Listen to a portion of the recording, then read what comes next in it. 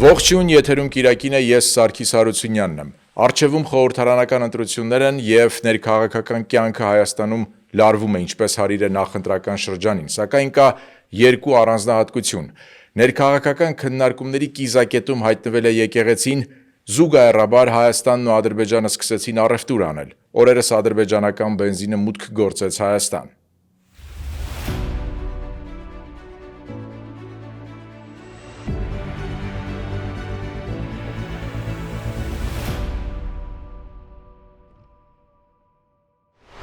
Մեր հյուրն է Հայ ազգային կոնգրեսի փոխնախագահ Լևոն Զուրաբյանը, բարև ձեզ պարոն Զուրաբյան, շնորհակալություն հրավերն ընդունելու համար։ Շնորհակալություն։ Պարոն Զուրաբյան, եկեղեցու շուրջ քննարկումները տարօրինակ կերպով, եթե կարելի է այսպես ասել, դարձել են Հայաստանի ներքաղաքական զարգացումների այսպես առանցքային թեման։ Դուք կողմերի միջև փոխհամաձայնության հասնելու տարբերակ, հնարավորություն տեսնում եք, թե ինչ որտեղ այլևս անիմաստ է այս հարցը տալ։ Դուք ասացիք, որ ընտրություններ են մոտենում եւ իրավիճակը լարվում է, որը բնական է, բայց կա նաեւ իրավիճակի հատուկ լարող մի անձ, որը Հայաստանի Հանրապետության վարչապետ Նիկոլ Փաշինյանն է, որը արհեստականորեն լարում է իրավիճակը, ընդ որում լարում է իրավիճակը նաեւ այն պատճառով, որովհետեւ խախտում է գիտակցաբար խախտում է սահմանադրությունը, Հայաստանի օրենքները, քրեական օրենսգիրքը, իրան վերագրում ինչ-որ լիազորություններ, որը ինքը չունի, ընդ որում ես ուզում եմ ընդգծել այն հանգամանքը, որ լիազորությունների չարաշահումը, ըստ տվյալ դեպքում ինքը չարաշահում է եւ գերազանցում է վարչապետի լիազորությունները, դա քրեորեն պատժելի արարք է քրեական օրենսգրքի 441 հոդվածով։ Այսօր ինքը այո արհեստականորեն լարում է իրավիճակը եւ միջամտում է հայ առաքելական եկեղեցու գործերի մեջ, որի իրավունքը ինքը չունի եւ այդ իրավունքը ամրապնդվում է այն որ ինքը այդ իրավունքը չունի ամրապնդված է ոչ միայն իմ արդեն թվարկած 441-րդ հոդվածով, այլ նաեւ բազմաթիվ այլ օրենքներով, այդ թվում մեր սահմանությամբ եւ հայ առաքելական եկեղեցու եւ պետության հարաբերությունները կարգավորող հայտնի օրենքով։ Դուք այսինքն եթե փորձենք իմի բերել փոխհամաձայնության հասնելու տարբերակ հնարավորություն չեք տեսնում։ Չէ, այն ինչ որ օրինակի համար երեք կատարեց Նիկոլ Փաշինյանը, երբ որ ինքը ամբողջին ուղարկեց ուղղակի ավազակային հարձակում կատարելու մայրաթոռի վրա, Հինգշաբթի նկատի ունեիք։ Ես նկատի ունեմ այո 5-շաբթի օրը ինքը ուղարկեց իր կողմից կազմակերպված ամբողջները մայրաթոռ ներխուժելու եւ գրավելու նպատակով, ընդ որում այն պահին, երբ որ այնտեղ ժամարկություններ վարում հենց ինքը վեհափառը կաթողիկոսը, ինչը ասում եմ, դա ավազակային հարձակում էր, ընդ որում պետականորեն կազմակերպված եւ դա է պատճառը, որ ես գրեցի մի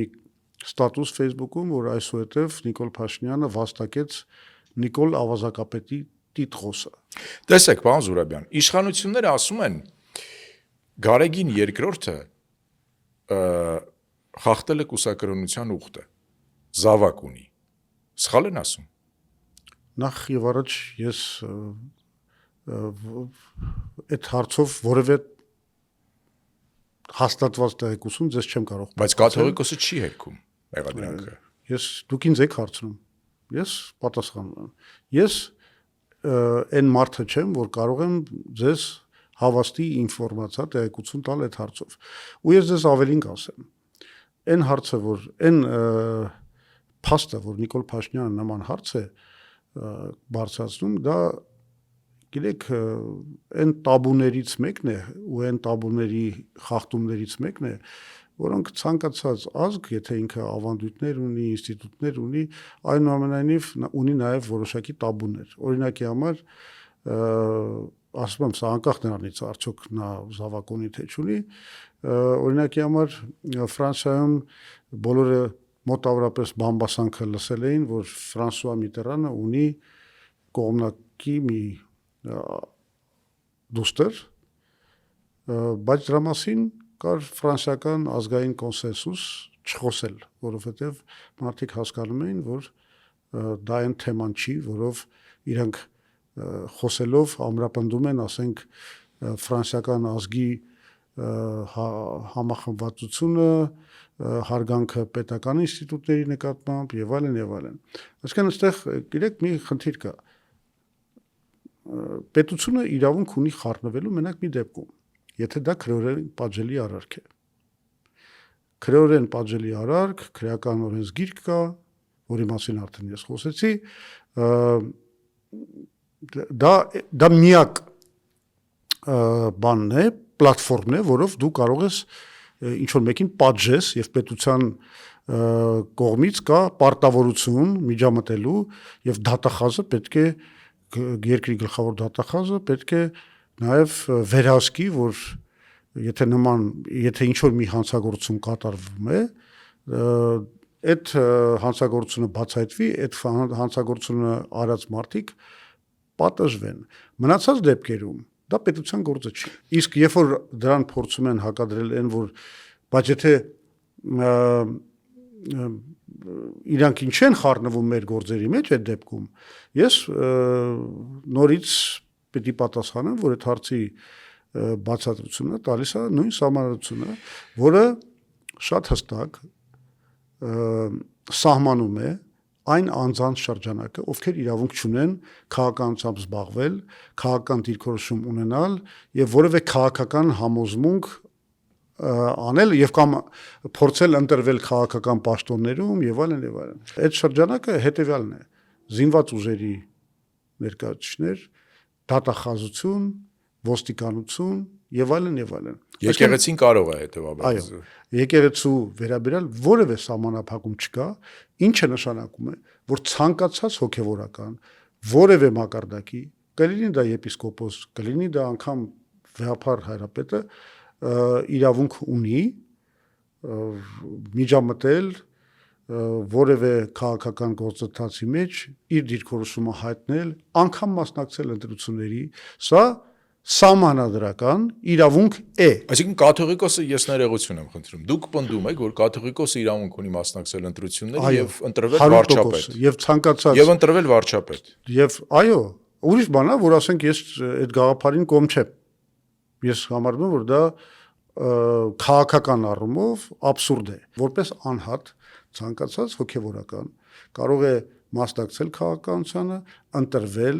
օրինակի համար, եթե հիշում եք, հայոց համազգային շարժման կուսակցապետ էր եւ շատ ակտիվ պատգամավոր Տեր Հուսիկ Լազարյանը։ Այո, հիշում եմ։ Եվ ոչ ոք կարծես դրա մասին ոչինչ չէր ասում եւ որևէ խնդիր չէին Բայց կաթողիկոսը ինքը հայ առաքելական եկեղեցին։ Բայց կաթողիկոսը ինքն է ամեն անգամ ասել, որ մենք վեր ենք քաղաքական այսպես ուժերից եւ Այդ իր իրավունքն է։ Այո, ես հասկանում եմ, ինքը իրեն հակասելը նույնպես իր իրավունքն է։ Այսօր կուզի երպես կասի, մյուսը դա ուրիշ հարց է։ Դու կարող ես քննադատել իրան դրա համար։ Բայց դա որևէ կերպ չի արդարացնում պետության բիրտ միջամտությունը եկեղեցու գործերին։ Այդ պետության բիրտ միջամտությունը դա արդեն քրեորեն պատժելի արարք է, դա սահմանության խախտում է, դա օրենքների խախտում է եւ վարչապետ Նիկոլ Փաշինյանը դրա համար պետք է կրի պատասխանատվություն։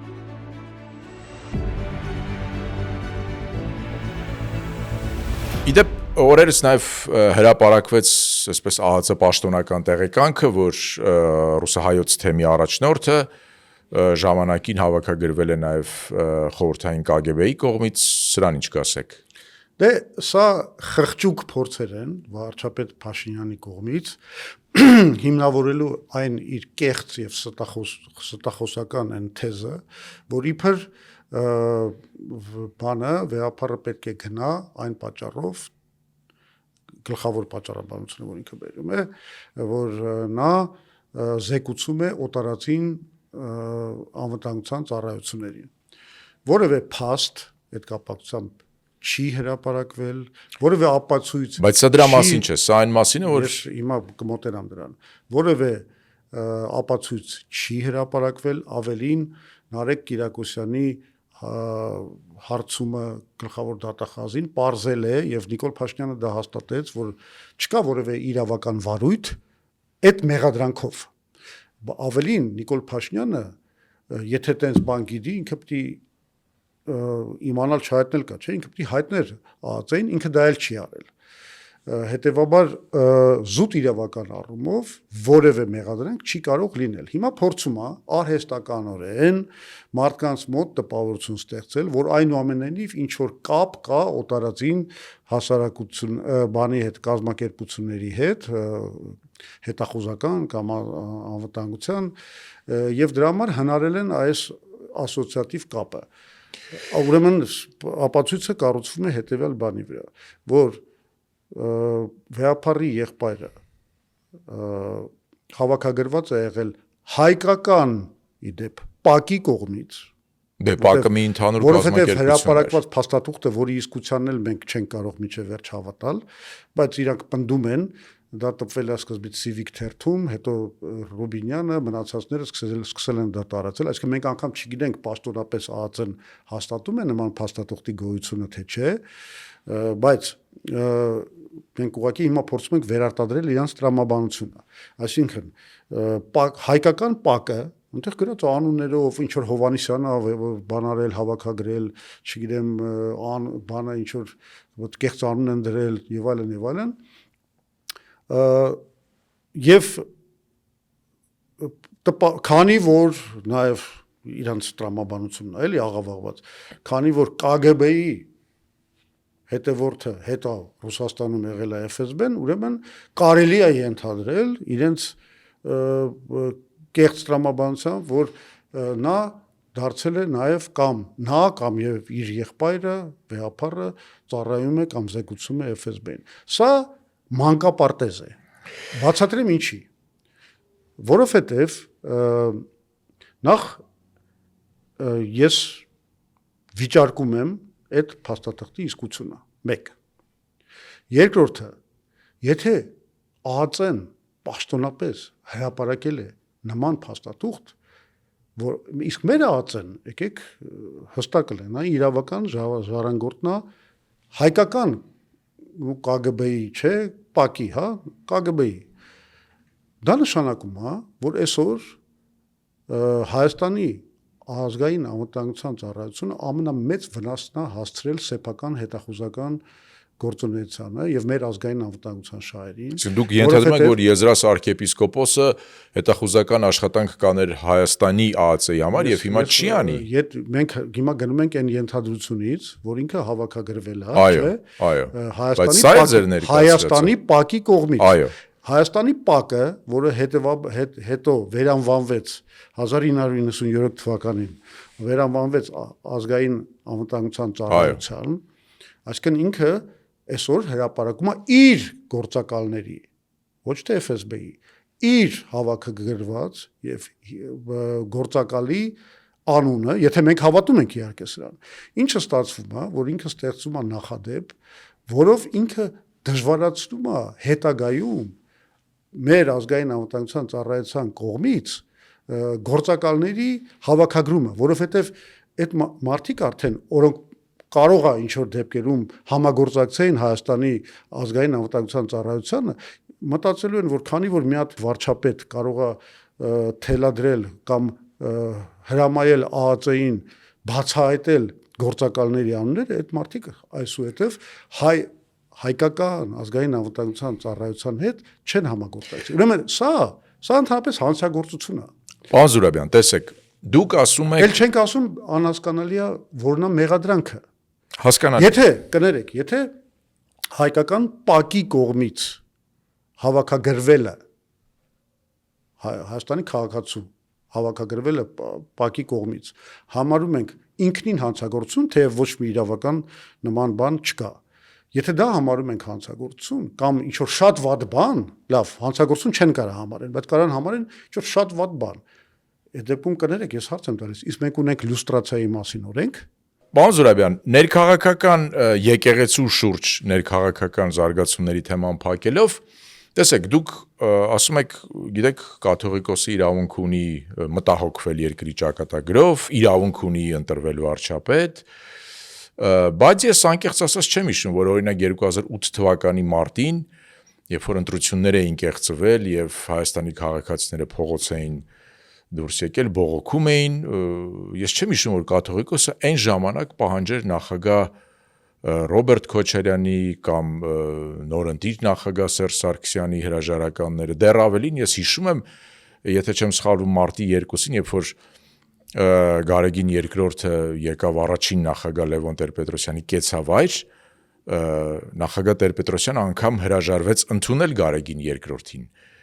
Դուք այստեղ երկակի ստանդարտներ չեք տեսնում։ Ձեր հարցը ցույց է տալիս, որ դուք չեք հասկանում մեր հարցադրումները։ Այ խնդրեմ, բացատրեմ ինչու, որովհետև մենք չենք խոսքը չի գնում վեհապարի անձի մասին։ Մենք ու ես, ասենք, կարող եմ 1000 խնդիրներ ունենամ իր քաղաքական դիրքորոշումների դիրքավորման հետ կապված 2008 թվին արտահայտվել ենք դրա մասին։ Խոսքը գնում է ոչ թե վեհապարի անձի գնահատման եւ նրա պաշտպանության մասին։ Մենք պաշտպանում ենք մեր օրենքները եւ սահմանությունը, որը վարչապետը իրավունք չունի խախտելու։ Հասկանում եք, վեհապարը քրեորեն պատժելի արարք չի արել։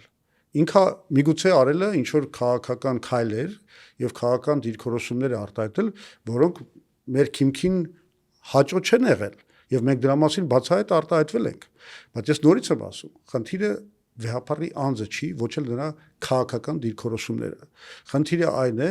որ ինքը ունի քաղաքական դիրքորոշման ազատություն, որը երաշխավորված է մեր սահմանադրությամբ, իսկ երկրի վարչապետը խախտում է սահմանությունը եւ օրենքները, կոպտորեն միջամտելով եկեղեցու գործերին եւ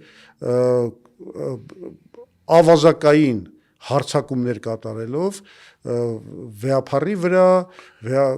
հոգևորականների վրա, չեք տեսնում ինչ անում։ Իր բարեկամությանն է բանտ տանում, նստացնում, իրեն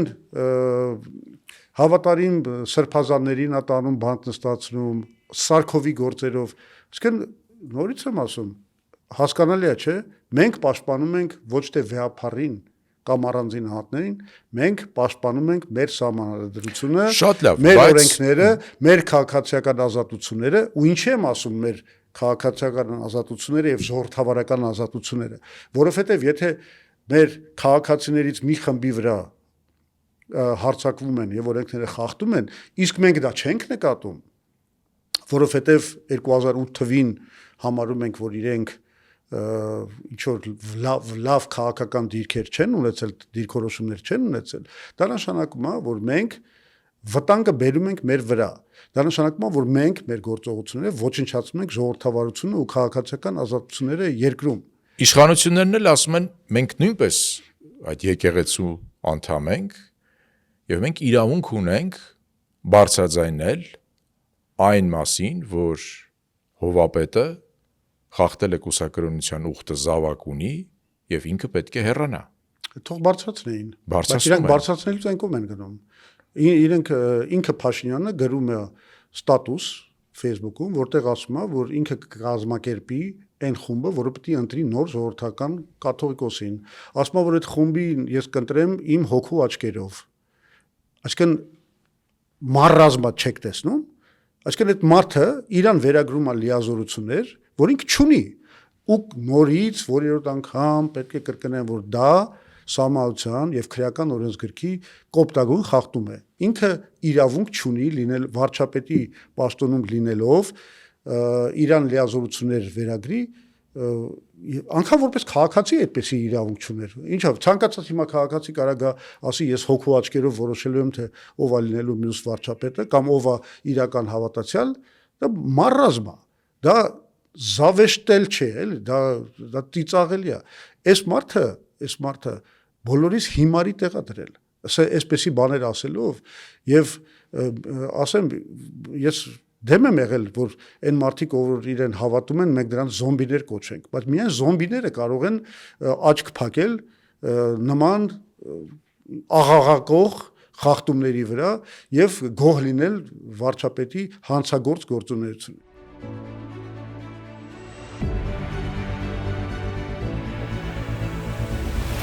Հայաստանն ու Ադրբեջանը սկսել են առևտուր անել, օրերս ադրբեջանական բենզինը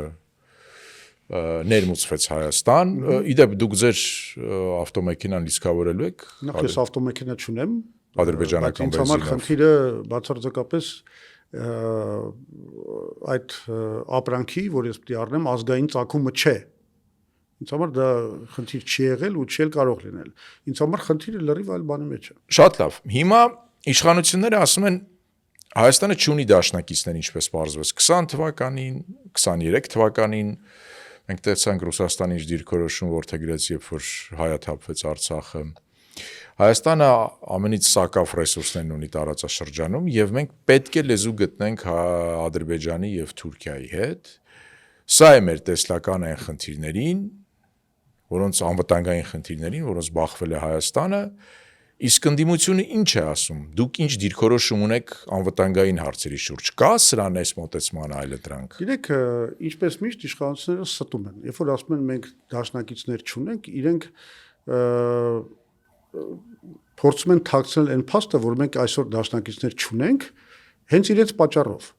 Որովհետև օրինակի համար 2019 թվականին մենք ունեցել ենք շատ հզոր դաշնակիցներ, իդեմս Միացյալ Նահանգների, Ֆրանսիայի եւ Ռուսաստանի, որոնք լինելով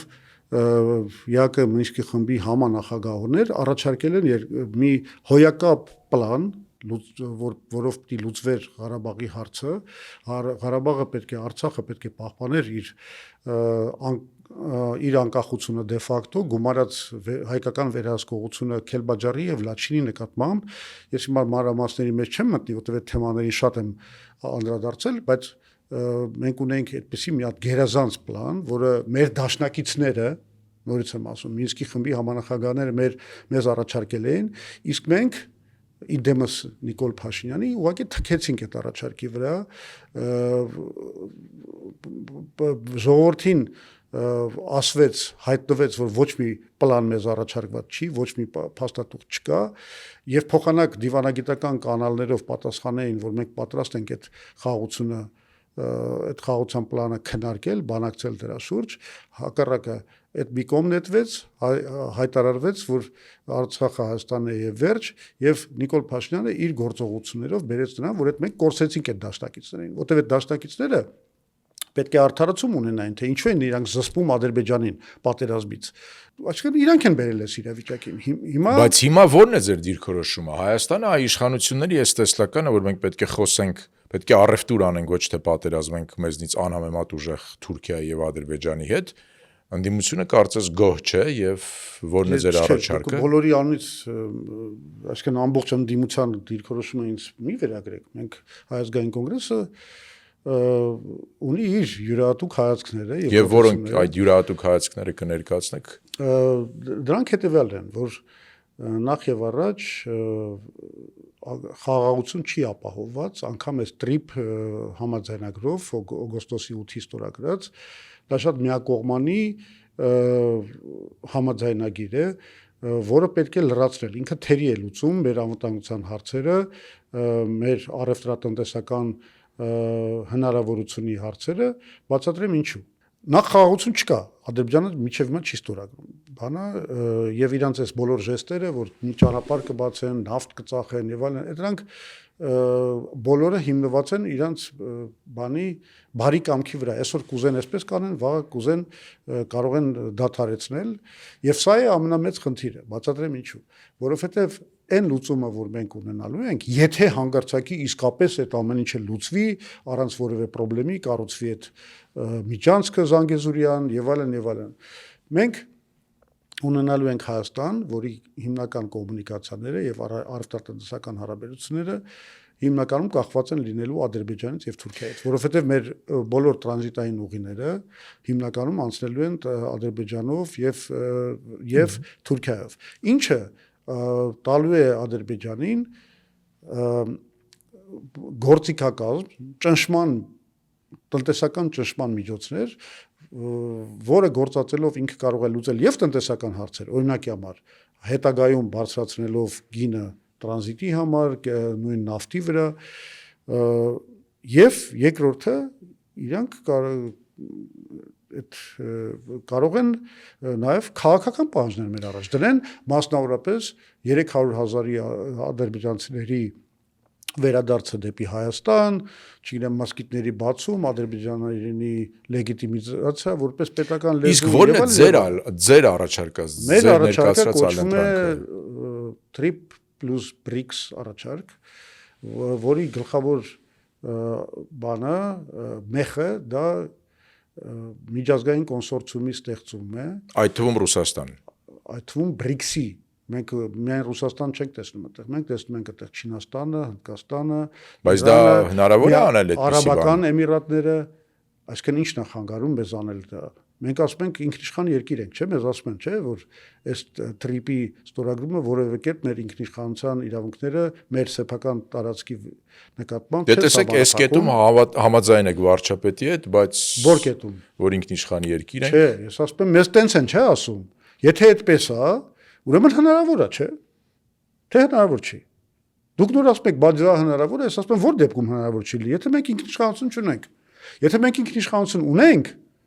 իսկ մեր վարչապետը դա է ապնդում։ Եթե դուք ուզում եք ասեք, որ վարչապետը ստախոս է եւ իրականում մենք արդեն կորցրել ենք ինքնիշխանությունը, այդպես էլ ասեք։ Բայց եթե վարչապետը այնուամենայնիվ մի րոպե ընդունենք, որ ճիշտ է եւ Զանգեզուրի միջանցքը դա չի նշանակում մեր ինքնիշխանության սահմանափակում Սյունիքի եւ Մեղրի այդ տրանզիտային գոտու վրա, նշանակում մենք կարող ենք կառուցել երկաթուղի այդ միջազգային մեծ կոնսորցիումի մասնակցությամբ, որոնց ոչ միայն իմ թվարկած երկրները, այլ նաև Միացյալ Նահանգները, Թուրքիան, Ադրբեջանը, Վրաստանը կարող են դրան մասնակցել։ Եվ ահա մենք կարող ենք կառուցել երկաթուղի, որը կկապի Զանգեզուրով, Սյունիքով, կկապի Հայաստանը Իրանի հետ։ Այդ դեպքում մենք կունենանք աշխարհաքաղաքական առումով հավասարակշռված խաղաղություն, ինչը նշանակում է դա կլինի երկարաժամկետ եւ կայուն, բացի դրանից մենք կազատվենք Ադրբեջանի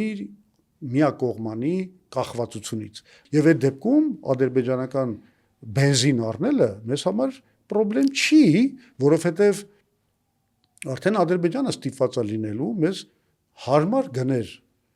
առաջարկի։ Մի բան է, երբ որ մենք այսպես գնալով այս կառավարության ըստ էության ինքնիշխանությունը կորցրած քաղաքականությամբ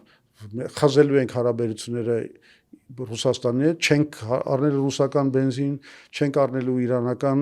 բենզին, առնելու ենք ադրբեջանական բենզին, դա նշանակում է, որ ադրբեջանցիք ունենալու են մոնոպոլիայի իրավունք եւ այսօր կարող է խաղեր խաղան։ Բայց ես չեմ կարծում, որ Հայաստանը բացառապես Ադրբեջանից վաղը կարող են թանկացնել այդ բենզինը եւ ընդհանրապես գնային քաղաքականություն Ադրբեջանի կախված լինելու նրանից, թե ինչքանով մենք հնազանդ ենք նրանց պահանջների։ Ես չեմ կարծում, որ մենք բացառապես Ադրբեջանից գնենք բենզին եւ այլևս չգնենք այլ երկրներից։ Չէ, ես խնդիր չունեմ, ես ընդհանրապես ասում եմ, որ մենք պետք է ունենանք հնարավորությունների բազմազանություն։ Դա հենց դա էլ հիմա արվում է Ադրբեջանից ներկրելով բենզին։ Իսկապես բազմազանությունը հեշտ է։ Եթե բենզինի հարցում բազմազանությունը հեշտ է բանանել, ապահովել, որտեվ հա ի վերջո կարաս Ռումինիայից առնես, կարաս չգիտեմ բազմաթիվ այլ տեղերից, ես չգիտեմ Ռուսաստանից ու Իրանից այդ օրինակ այդ հնարավորությունը կտրվի, որ նաև այդ մատակարարները բերեն այդ բենզինը, թե մենք արդեն բան ենք աշխարհաքաղաքական օրիենտացիայով խեղդելու ենք այն մատակարարներին, որոնք մեր համար անհարմար երկրներից դա այս ճակերտների մեջ եմ ասում, կբերեն այդ բենզինը, բայց բենզինի հարցում դա հեշտ է ապահովել, բայց տրանզիտային ուղիների հարցում դա կարող է ապահովել միայն մի դեպքում, եթե մենք իսկապես կառուցենք այդ երկաթուղին, որը Հայաստանը կկապի Իրանի հետ։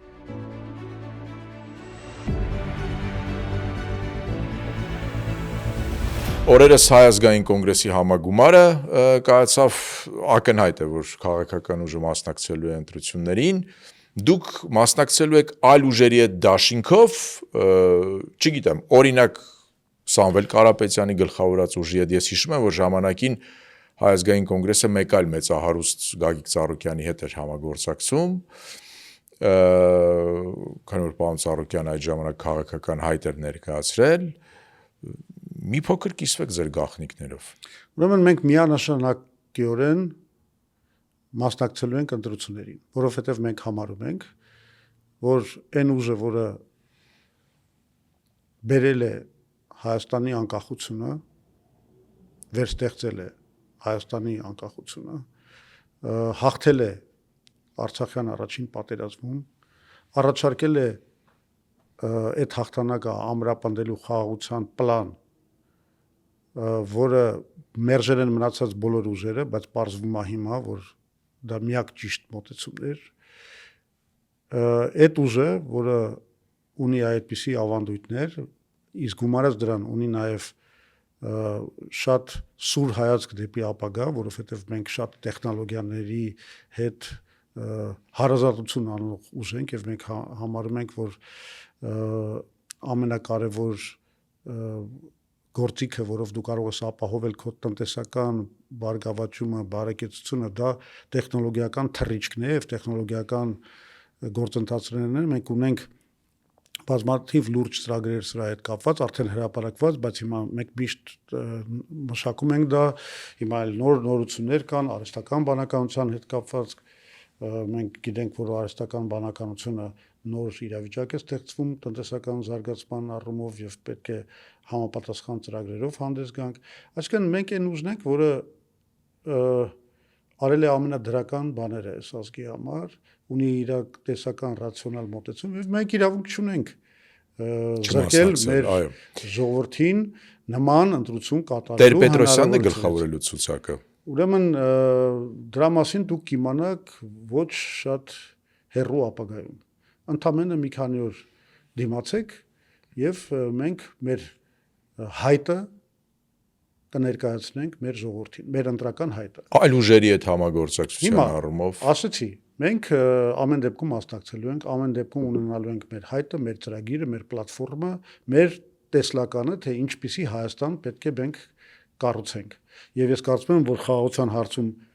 մենք այն ժամանակ ենք միակ ճիշտ ուժը եւ հիմա էլ ենք միակ ճիշտ ուժը։ Այն ինչ որ հիմա փորձում է Փաշինյանը իրան սեփականաշնորհելով այդ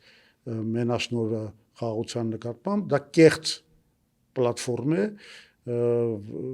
որի մասին արդեն խոսեցի, իսկ այն ինչ որ մենք ենք առաջարկում որպես խաղաղության ծրագիր, այդ երկաթուղու հետ կապված եւ 3+BRICS ծրագիրը, դա միակ իրատեսական եւ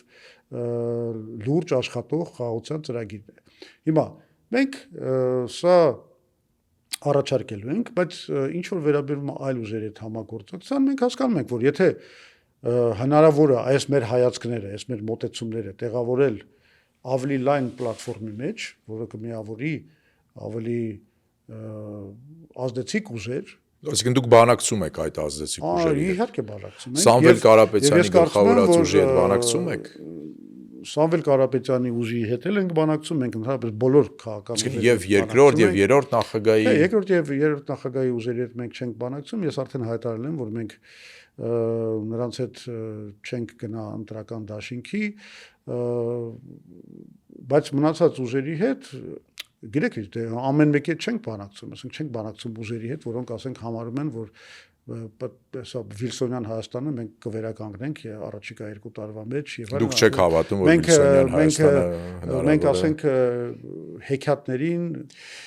չենք հավատում։ Իսկ Սամվել Կարապետյանի գլխավորած մենք իրատեսական ուժ ենք եւ մենք բնականաբար պիտի խոսենք քիչ թե շատ իրատեսական ուժերի հետ։ Նախընտրական դաշինք կազմելու նպատակով եք բանակցում Սամվել Կարապետյանի գլխավորած ուժի հետ։ Գիտեք ինչա, հիմա ես չեմ ուզում բացեմ բոլոր դետալները մեր ընդհանրապես ոչ միայն իրանց հետ, այլ նաև այլ ուժերի հետ բանակցությունների։ Ես ընդհանրապես ասում եմ, որ եթե դաշինք հնարավոր լինի մեծ համախմբում, որը ես համարում եմ իրականում շատ կարևոր, եթե մենք ուզում ենք Փաշինյանի այս ռեժիմին հաղթել, այո, մենք պատրաստ ենք նման բան անել, ինչքան ավելի ազդեցիկ ուժեր, բայց նորից եմ ասում, շրջանակը հետևյալը պետք է լինի, մենք պետք է պահպանենք մեր պլատֆորմի այդ իրատեսական, ռացիոնալ, աշխարհաքաղաքական առումով հավասարակշռված այդ գաղափարները, այսինքն մենք չենք զոհաբերի դա հանուն ասենք Վիլսոնյան Հայաստանի կամ եւ այլն, ես արդեն ասացի։ Այսինքն իհարկե լավ կլիներ, հիմա իրանք էլ ամենաազդեցիկ ուժն են, կարելի ասել, ընդդիմադիր դաշտում։ Իհարկե լավ կլիներ, եթե մենք կարողանայինք այս հարցերի շուրջ համաձայնության գայինք եւ միասնական պլատֆորմով հանդես գայինք։ Բայց մենք նաեւ քանի որ իրատեսական ենք մտածում, մենք գիտենք, որ դա կարող է լինի, կարող է չլինի։ Մենք ամեն ինչ անելու ենք, որ լինի, որ անգամ եթե դա չլինի, լինի մի այլ համախմբում, որը նույնպես համոզիչ կլինի մեր ժողովրդի համար, բայց նորից եմ ասում, գլխավոր պայմանը այն է, որ մենք ունենք մեր գաղափարական, գաղափարախոսական մոտեցումները, որոնց գլխավոր հիմքում դրված է իրատեսականությունը եւ ռացիոնալ քաղաքականության վարումը, ինչը ցույց տվեց ի վերջո, որ միակ ճիշտ քաղաքականություններ եւ երբ որ մենք վարում ենք նման քաղաքականություն, մենք ունենք հաղթանակներ, երբ որ մենք դադարեցինք վարել նման քաղաքականություն, Հայաստանի Հանրապետությունն նկատի ունեմ, մենք ունեցանք այս աղետալի կորուստները։ Հիմա եթե մենք կարողանում ենք դրա շուրջը գալ այդպես համախմբման, միասնության, մենք անպայման դա անելու ենք։ Եթե չէ, ուրեմն մենք կրելու ենք ճշմարտության լույսը եւ մեր ժողովրդին առաջարկելու ենք շատ լուրջ քաղաքականություն, որը այո կարող է որոշ պայմաններում համախմբի նաեւ ժողովրդի շատ լայն հատվածները։ Անզուրավյան, շատ շնորհակալություն հարցազրույցի համար։ Ես հիշեցնեմ, որ հյուրընկալել էինք Հայ ազգային կոնգրեսի փոխնախագահ Լևոն Զուրաբյանին, կհանդիպենք։